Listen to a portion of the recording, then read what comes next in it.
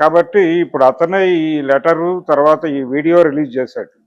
అతని ఎలిగేషన్ ఏంటంటే రాజమౌళికి తనకి ఒక కామన్ ఫ్రెండ్ ఒక అమ్మాయి ఉందని, ఆ అమ్మాయితో వీళ్ళిద్దరిది ట్రయాంగులర్ లవ్ స్టోరీ అని, ఆ అమ్మాయితో అంటే తను పెళ్లి చేసుకుంటానంటే రాజమౌళి అడ్డుకున్నాడని, అడ్డుకునే ఆ అమ్మాయితో రాజమౌళి అఫైర్ కొనసాగిస్తున్నాడని ఇలా మాట్లాడాడు ఆయన. ఇలా మాట్లాడుతూ తనని పెళ్లి చేసుకోవద్దు అని చెప్పి రెస్ట్రిక్ట్ చేయడం వల్ల తను సింగిల్గానే మిగిలిపోయానని కూడా చెప్పాడు ఆయన. అయితే ఈ తర్వాత అంటే శాంతి నివాసం కంటే ముందే జరిగింది ఇది అని చెప్తున్నాడు ఆయన.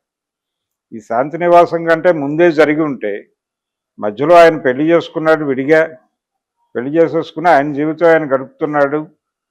తర్వాత ఇతనికి యమదొంగలో ఆ క్రెడిట్స్ ఇచ్చాడు. అంటే అంతకాలం ట్రావెల్ ఉంది వీళ్ళకి.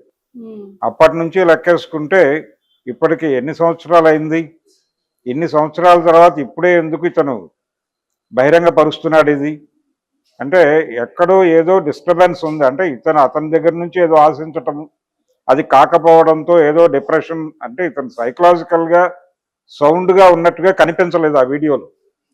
ఇతను మాట్లాడే ధోరణి, అతను వ్యవహరిస్తున్న పద్ధతి కూడా అతను ఏదో ప్రాబ్లంలో ఉన్నాడు అన్ని విధాలుగా. చాలా సందర్భాల్లో ఏమవుతుందంటే ఒక డిప్రెషన్లోకి వెళ్ళిపోయినప్పుడు మనుషులు తమ వైఫల్యానికి కారణాలు ఇవి అని చెప్పి కొన్ని ఫిక్స్ అవుతారు. వీళ్ళు ఆ ఫిక్స్ అయినవి నిజాలు కాకపోవచ్చు కానీ వీళ్ళు నిజాలుగా నమ్ముతారు. అంటే మెడ్రాస్ వచ్చినటువంటి ప్రతి సింగర్ని ఆయనే గెంటేస్తున్నాడు, ఎవరిని పాడనివ్వట్లేదు, అన్ని పాటలు తనే పాడాలని, ఒక రకమైనటువంటి ఏకఛత్రాధిపత్యం కోసం అందరి టాలెంట్ని తొక్కేస్తున్నాడు, ఇలాంటి ఆరోపణలు ఉండేవి. అలా ఏం చేయలేదు ఆయన, కానీ ఆరోపణలు అయితే ఉండేవి. అలాగే ఇతను కూడా రాజమౌళి ఎవరిని ఎదగనివ్వట్లేదు, ప్రస్తుతం అతని టార్గెట్ అనిల్ రావిపూడి అని కూడా చెప్పాడు. అనిల్ రావిపూడిని గెంటేసే ప్రోగ్రామ్ ఒకటి డిజైన్ అవుతోంది, అతను అప్రమత్తంగా ఉండాలి అని చెప్పి ఒక హెచ్చరిక కూడా జారీ చేశాడు ఈ యు శ్రీనివాసరావు.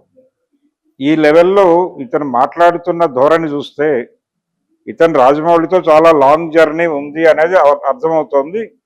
దానికి సంబంధించి అతను చెప్తున్న విషయాలు కూడా వాస్తవమే.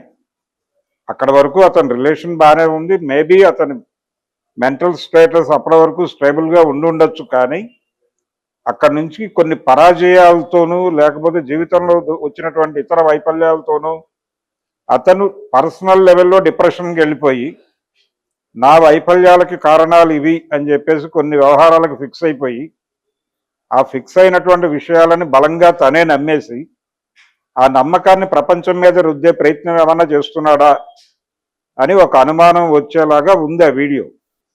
ఆ నమ్మకం అనేది వీళ్ళలో ఎంతగా జీర్ణించుకుపోతుందంటే ఆ తర్వాత అది తప్పు, కేవలం మన కల్పన అని వాళ్ళే అనుకోరు, అది తప్పని ఎవరన్నా అన్నా ఒప్పుకోరు.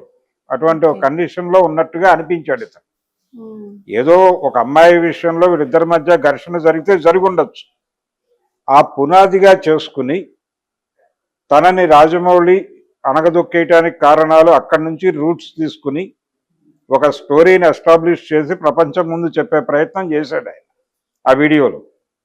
చేయటం ద్వారా తను ఇప్పటి వరకు పెళ్లి చేసుకోలేదని చెప్పాడు, సింగిల్గానే ఉన్నానని చెప్పాడు, ఏం చేయాలో అర్థం కావట్లేదని చెప్పాడు. దాంతోపాటు ఇంకా కొన్ని ఆ లెటర్లో ఇంకొంచెం దూకుడుతనం ప్రదర్శించాడు.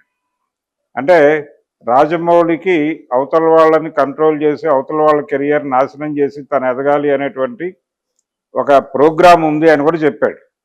చెప్పి వివి వినాయక్ జీవితం అలా కావడానికి, అలాగే సురేందర్ రెడ్డి జీవితం ఇప్పుడు ఏ సినిమా లేకుండా అతను సినిమాతో డిస్కనెక్ట్ అయ్యే పరిస్థితి రావడానికి వీటన్నిటికీ కూడా రాజమౌళి కారణం అని చెప్పాడు ఆయన. చెప్పి వీళ్ళందరినీ వెనక్కి లాగి తను గొప్పవాడిగా నిలబడటం కోసం, నెంబర్ 1 డైరెక్టర్గా నిలబడటం కోసం తన కంటే టాలెంట్ ఉన్నటువంటి డైరెక్టర్లందరినీ ఏదో పద్ధతిలో అతను పక్కకి నెట్టేస్తున్నాడు, టాలెంట్తో కాదు క్షుద్ర విద్యలను కూడా వాడుతున్నాడు ఈ వ్యవహారానికి అని కూడా మాట్లాడుతున్నాడు. ఆ లెవెల్లో నడుస్తోంది అతని గొడవ. కాబట్టి ఎస్పి బాలసుబ్రహ్మణ్యం గారి మీద కూడా ఇలాంటి ఆరోపణలు ఉండేవి ఆ రోజుల్లో. ఈ పేరు మెన్షన్ చేయకపోవడానికి పర్సనల్ ప్రైవసీలోకి వెళ్ళి మాట్లాడటం కరెక్ట్ కాదు కదా అనుకుని ఉండొచ్చు. కానీ విషయం ఈ లెవెల్లో రోడ్డు మీదకి ఎక్కిన తర్వాత ఆ అమ్మాయిని తను కూడా పెళ్లి చేసుకోలేదని చెప్తున్నాడు ఆయన.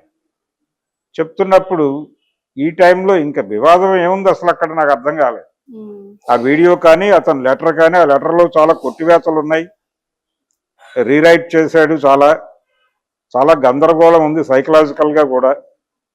ఇన్ని గందరగోళాల మధ్య ఉంది కాబట్టి ముందు అసలు అతని మెంటల్ స్టేటస్ ఏమిటి అనేది వెరిఫై చేయాలి. తర్వాత అతను ఇంకో కోరిక కోరాడు, నేను మాట్లాడుతున్న వాటికి దేనికి సాక్ష్యాన్ని ప్రొడ్యూస్ చేయలేను అన్నాడు. ఎందుకు ప్రొడ్యూస్ చేయలేను అంటే అది మా ముగ్గురి మధ్య జరిగిన వ్యవహారం కాబట్టి సాక్ష్యాలు లేవు అని చెప్తున్నాడు. ఆ అమ్మాయి ఉందా లేదా అనేది చెప్పట్లా. ఒకవేళ నిజంగానే ఒక అమ్మాయి విషయంలో రాజమౌళి తప్పుగా బిహేవ్ చేసి ఉంటే బయటకు రావాల్సింది ఆ అమ్మాయి కదా. వీళ్లతో స్నేహంలో ఉందంటేనే ఆ అమ్మాయి కూడా సినిమా పరిశ్రమకు చెందినదై ఉండాలి కదా. అలా ఉన్న అమ్మాయి అంటే అంత అవేర్నెస్ ఉంది, సినిమా ఇండస్ట్రీలో ఏదో మేరకు ఎక్స్పోజర్ ఉందంటేనే ఇలాంటివి ఏదైనా జరిగితే ఓపెన్గా మాట్లాడే తత్వం కూడా ఉండాలి ఆ అమ్మాయికి. నిజంగా ఆ అమ్మాయి క్యారెక్టర్ ఉండుంటే